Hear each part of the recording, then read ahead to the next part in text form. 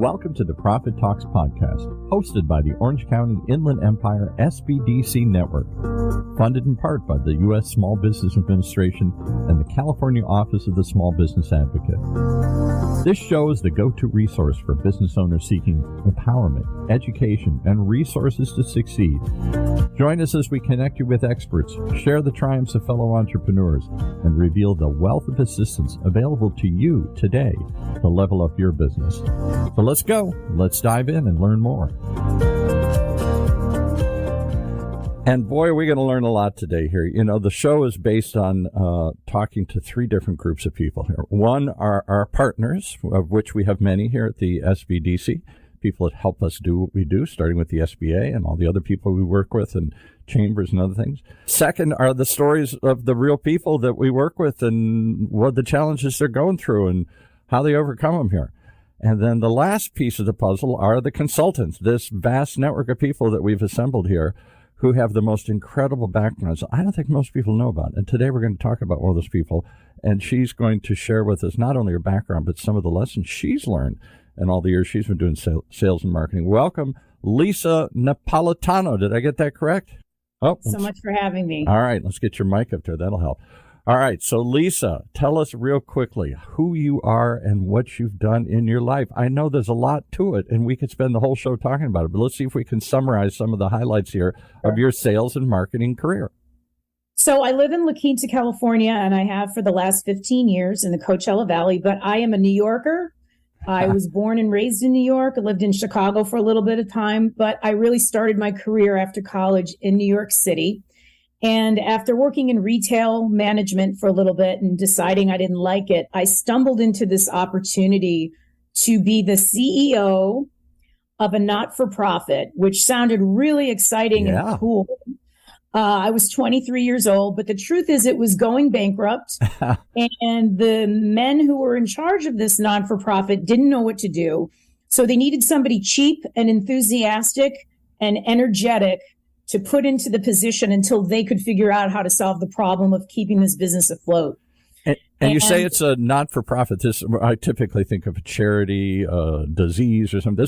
This was not that. This was like a trade association, right? Yep. Business association for sales executives, corporate sales executives around the country. So it was a professional association. It only had about 150 members, and it was very regionally focused in the New York area. But I was 23. They didn't, they had gotten it into trouble in the first place. So it's not like they had all the answers, and there were no other staff people. So I just sat in an office and thought to myself, I better learn everything I can about this topic so that I could figure out, A, why do we exist? What value do we have to provide that people would care about? And B, is there a business model where we could make enough money to stay afloat? Right. So you learned the hard way on the job training. They literally gave you a phone and a desk and said, see if you can figure out anything. We're not sure this thing's going to stay alive, but see if you can keep it alive. Maybe as a placeholder till we get somebody really big. Or if not, maybe Lisa can figure something out. We're not holding out a lot of hope. She's 23 here. But you learned what every entrepreneur learns. You got to wear every hat. You got to be creative. You got no budget. You got no plan. There's pressure on you here to perform. Totally. And I loved every minute of it because I had complete control and autonomy. So I enjoyed that. Sure, it was scary, but I liked the fact that people were leaving me alone to sort of figure something out. And I had to educate myself a lot. I had to talk to a lot of customers to find out what were their problems that they were hoping that their membership in this organization were going to help them with. Right. Ironically, they hadn't really been talking to their customers very much before. And I didn't take a class that told me, this is how you do marketing. I didn't take marketing in college. It wasn't something that was offered where I went to college. So I didn't even have a college background in it at all. Right. So I learned a lot. And eventually I pieced the puzzle together enough to say, I think this is where we can make a difference in the marketplace. Now, who's going to help me? How am I going to find people who will help me, who aren't going to cost a lot of money to help me, because we don't have a lot of money? And I ended up staying for 15 years, which, it's kind of crazy at the end of the day. But so I always say I started out as the CEO. And I left as the CEO. It meant something very different from when I was 23 and the only employee. Yeah. We had 150 members. And when I left, we had 22 employees. We were global.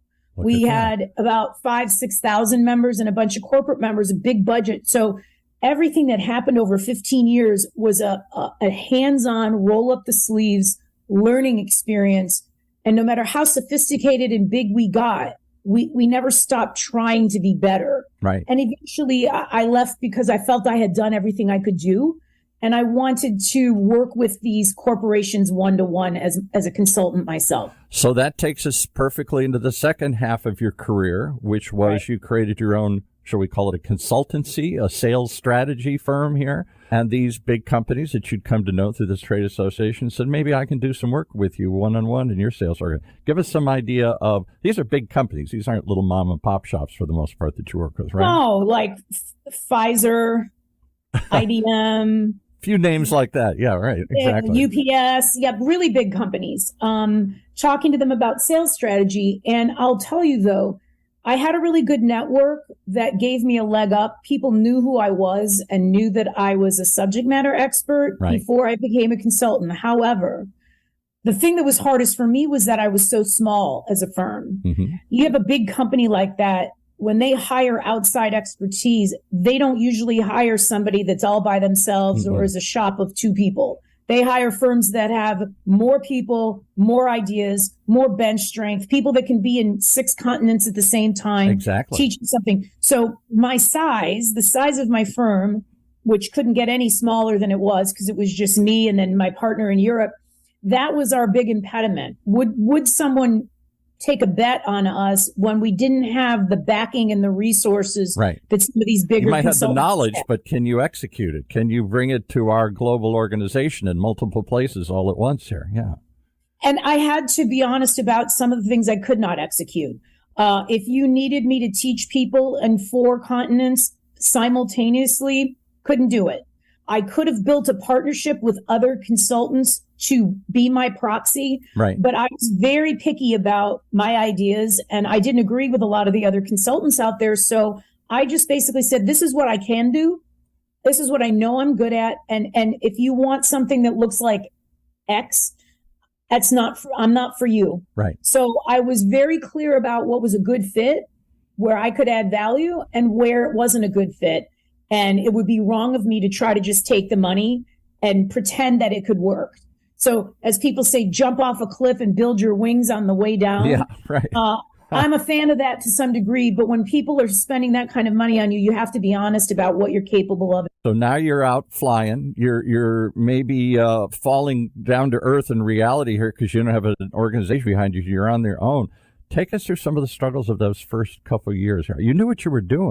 Anybody to hire you was one challenge. Anything else that you saw? Any other? Dealing with big companies is different than dealing with small vendors. They don't pay real fast. And no. Well, for sure. So, I mean, the not-for-profit environment has a sort of safety to it because even though you have to make enough money to fulfill the mission, the pressure to make more and more and more money is not there. Not the way it is in a for-profit environment. Right. So I felt a different type of pressure with people hiring me. And because they were hiring me around sales strategy, when you're a consultant, what if the client doesn't take your advice? Whose fault is it if they don't get any better? Is it your fault because you couldn't convince them, or is it their fault because they didn't implement it? Right. So, you get to go in and who suffers at the end of the day? They might not get the results they do, but you get fired. Yeah. Yeah, and you're only there for part-time. So to me, one of the struggles in that small business I had was that I would only be a short-term interventional type of person. I didn't have my own team. I would sit in my office and talk to the walls and brainstorm with myself, or maybe some mentors that I had in my life where I would find people that I could bounce ideas off of because I didn't have a staff. Yeah. And so I think small business owners often are in their own echo chamber, in their own mind, and they maybe call on their spouse or their best friends or the people closest to them in their life, but maybe those are not the people that are the best to give business advice. Exactly. That's what's great about SBDC. We're consultants who aren't going to make money if you make money or not. We don't have any investment in your business. You don't have to listen to us at the end of the day. You don't go home with us. We are neutral parties who just want to help you, right. And we're good at listening to. And so I think people find that having that business planner, partner, confidant, sparring partner, every small business needs that. And SBDC can really fill that niche. I mean, I didn't know about SBDC all those years ago. I wish I had, because I would have availed myself of their services for sure. So how did you get into the SBDC? You still have a business. That's what people don't, I think, grasp about the consultants at the SBDC. This isn't like you're retired and you're still out running a business, right? You're still out doing other things, or are you full-time? That's what SBDC wants. I mean, SBDC wants its consultants to still have a foot in the door of entrepreneurship, to be current on what the challenges are today, right, versus 5 years ago versus 10 years ago. So almost exclusively, all of the consultants have got some type of business, if not more than one type of business, that they work on part-time, right, and they do SBDC consulting part-time. And so this was in 2019. I realized that one of my challenges as a private consultant is when you deal with a very big company like IBM, you can't have 5 clients. There's not enough of me to go around. That's true. But the ebb and flow of the work, I could be working really hard for 3 months, and then a month or two, I don't need to do anything with that client. And I would say, well, what am I going to do? I can't get another big client because I won't be able to do all that work.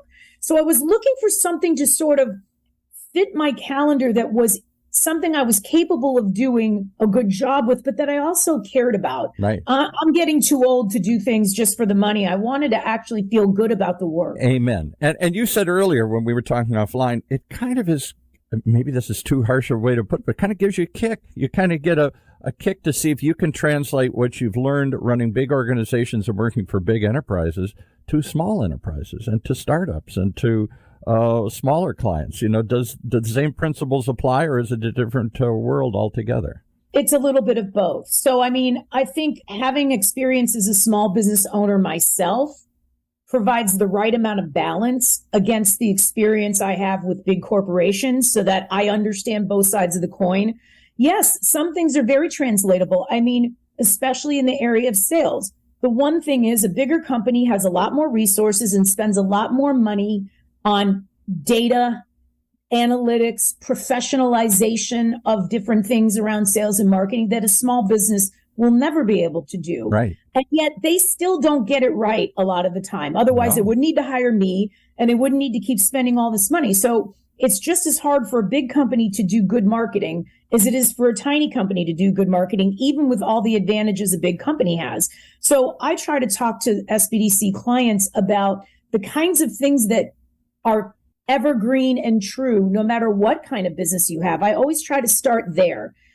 Everything becomes customized to your actual situation, sure. But I always start out with the truisms, the things that are the most important to talk about, no matter where you are or what you think is wrong with your company. Well, I'm sure you picked up lots of truisms, lots of points, and in the 15 years you built this one organization, and the many years you did after that working with large corporations. We've only got time for 3 points here today.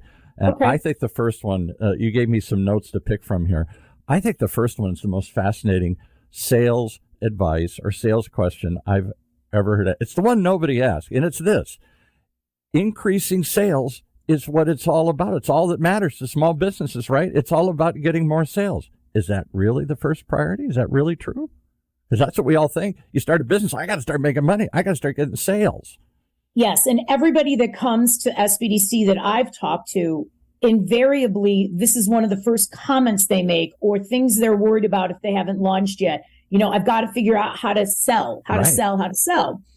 And of course you do, because if you don't sell, you don't have a business. And I always tell small business owners, you are the chief salesman, you are the chief saleswoman, you're the chief sales officer. Right. So you know, some people don't like the idea of selling. So I always try to say, meat and pizza, so I'm going to open a pizza shop. I love health and wellness, so I'm going to open a shop that sells all these products or something. I'm an exercise freak, so I'm going to open a Pilates studio or something here. It's right, and they think if I build it, the customers will come. Right. And so once I establish that you are responsible for sales, and if you're not getting sales, this needs to be a big part of your job. However, when you come to me and say, Lisa, I need you to help me sell more, I believe you. However, that's not the first priority. I want to understand a few things about your business. So I'll give you one example of a scenario where focusing on increasing sales is premature. Okay.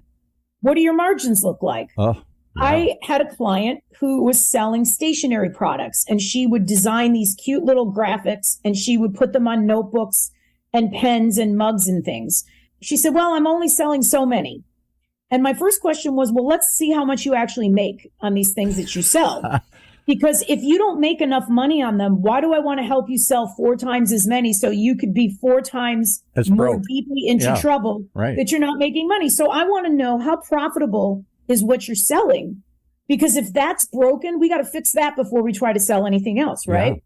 So that's the first thing we look at. Are your margins healthy? So let me give you a bigger example. I don't have any firsthand knowledge of this, but I was a small business owner myself at one point. I owned a bar and restaurant in Mission Viejo called Kelly McHugh's. It was like an Irish pub. So I would read about in the restaurant magazines, bigger chains, and dream, if only we could become something like this. And the one that fascinated me at the time was Planet Hollywood. Planet Hollywood, famous stars, huge infusion of cash, glitzy locations all over the place, Vegas, Hollywood, New York, everything else. Except 4 years in, they realized their margins were all upside down. So yes, the sales went up. Their overall gross sales went up, and so did the amount of money they lost. Every time they opened a store, they just added to their losses. They were failing faster. They were failing faster. And that's right. And in a certain sense, it helped them raise their stock price because, look, our sales are going up. Don't you want to get on board? Don't you want to buy into this thing? Except the more the sales went up, the more they got in trouble. They kept thinking, we'll fix that later. Let's just get the sales, and we'll figure out the margins later. They never did. And it cost So that is the first thing I want to understand. And if a client doesn't know the answer to that question, then we help them figure out what their margins are. The second thing is, okay, if you were to double your volume, what would that look like for your business? So let's say you can make enough money on the products and services based on the way you've priced them. But if you were to sell twice as much or 50% more, can you scale the business? Where is the breaking point in scalability where your quality is going to start to drop? Right. Whether it's the quality of the product itself, the quality of the experience. Can't make them fast enough. Can't make them the same with the same Can't precision. Deliver them on time. Can't provide the same high touch customer service on time. Mistakes get made. So is the quality going to suffer? And or do you have to add on resources to be able to scale and meet that demand? Do you have to hire more people? Do you have to get different equipment and all of that? And how do you learn? There's a learning curve, how to hire people, how to manage a bigger organization. I'm not running it all myself anymore here, and I'm delegating to others. Do I know how to even delegate? Simple things like that. I've worked with, years and years ago, I did some PR, a lot of PR, and I'd see companies kind of in that mid-growth where where it no longer is something that the founder, the creator of this company has total control anymore. People are having meetings, one of them told me, and I don't even know what they're talking about, and it's my company. Yeah, right. Because you can't be in every meeting. You can't make every decision at some point. And that's when many companies start to fall apart. Yeah, and so, sometimes clients will come to us and say, I have a good problem. We are booming. Right. And I don't know how to control and wrap my arms around how to adjust my business to meet the demand and make good choices. So it isn't about, do I have resources to scale? Because sometimes you're still not making enough money to scale properly to meet that demand. So you would not want to drive your sales volume faster than you can create a plan and build up the savings to deal with the scalability it requires. Because once you blow it, you can't come back to your customer and say, well, I know we blew it. We didn't deliver like we said we would. The product was crappy. It didn't arrive on time here, but we figured it out now. And thanks for...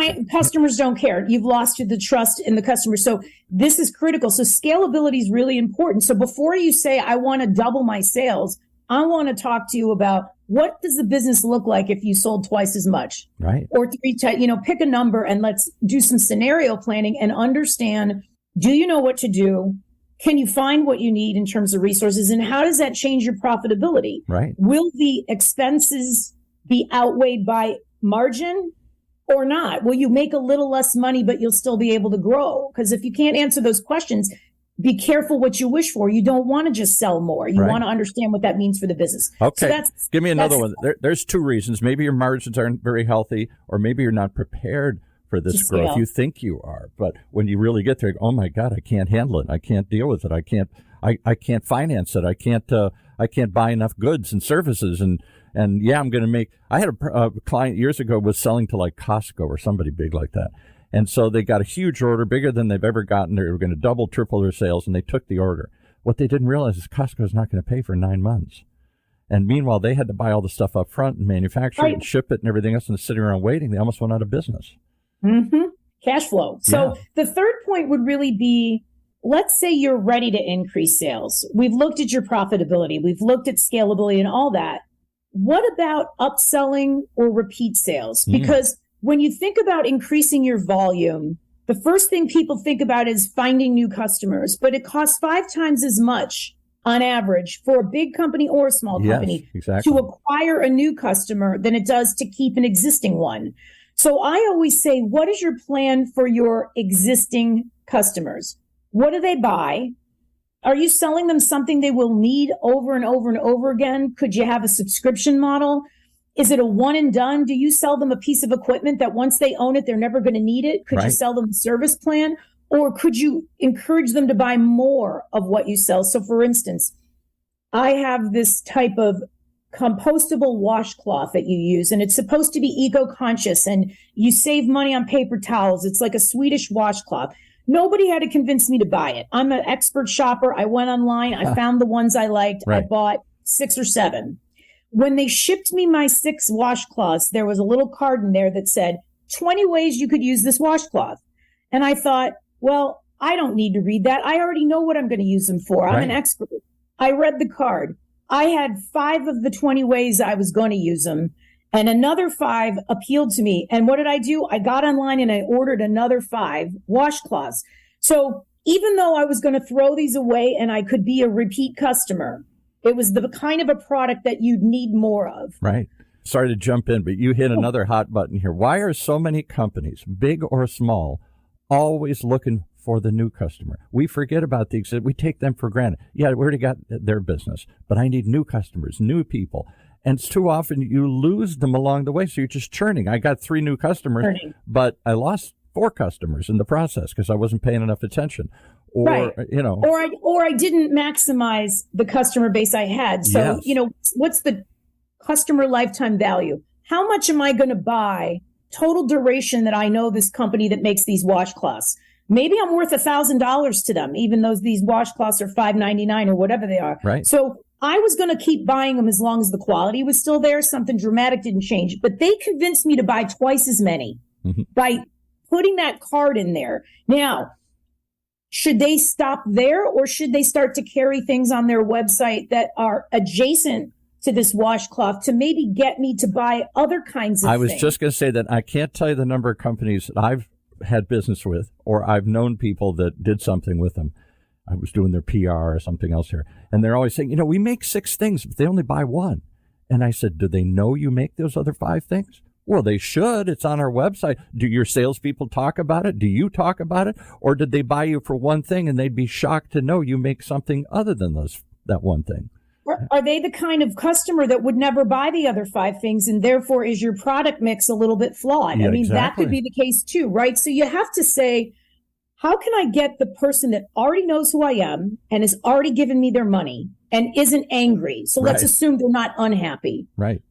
How can I get more money from them? You can sell them more of the same thing, or with a greater frequency or more volume. You can offer them things that go along with, or they might also be interested in, or you can bonus them on a loyalty program, a subscription program, or even a referral program where you get them to talk about why they love you. Word of mouth marketing, which is one of the cheapest but most effective ways to get a new customer, which I also find a lot of small businesses do not think about referral and loyalty programs, which are inexpensive to launch, to manage, but can be incredibly powerful to leverage that loyal customer and get them to sell for you. Get them to sell for you. Well, we're going to have to get you to come back and teach us how to do more sales, because we only got through 2 of the 3 I was hoping for. The last one, we'll give you a tease for some future episode, is once you've done all this, you really have very specific ideas on how to increase sales. That first goal may not be the real goal. Maybe you don't need to get sales until your margin's right and you can handle the growth. And maybe you got to figure out some of these other issues about scaling it and upselling it, make it repeatable. But you've got some other ideas about pricing things competitively and differentiation. Target markets, the one question nobody knows. I sell to everybody. No, you don't. And when you think you do, you're in trouble, right? Everybody's got to get a focus. Well, I can only... Come back and talk about those. We'll have to have you come back and talk about those some more here. How do they reach you? What center? You're at the Coachella Valley Center out there? I've been part of the Coachella Valley SBDC network, and you can look me up. You can Google me on the Orange County Inland Empire Smallbusiness.org, our website. And I don't know that you'll remember my email, but it's my name, Lisa.Napolitano at OCIE-SBDC.org. So, okay. Or you can just come back and hear more, because I'm sure we'll have you back along with some other consultants over time. It just goes to show the breadth of experience in this organization. I'm amazed as we even started the show. I thought I knew some of you people, because full disclosure, I'm part of the organization too, and I've met different people at different events. But there's so many centers and so many people in each center. I don't even think we in the organization know the full depth of our bench here. So I appreciate the opportunity to meet you along with everybody else and to see what you've been doing. Fascinating story. Look forward to seeing where it grows and where it goes from here. Thank you so much for joining us, Lisa Napolitano. Come back and we'll share more. Will do. Bye, everybody. As we conclude another episode of the Profit Talks podcast, we hope we've empowered your entrepreneurial spirit. Reach out to us to connect with our experts, and let's take your business to the next level. Keep those dreams alive, keep pushing forward, and stay tuned for more. And if you liked what you heard in today's podcast and you want your business to reach new heights, just contact us at ProfitTalksPodcast.org or call us at 1-800-616-7232. That's 1-800-616-7232. So until next time, keep thriving.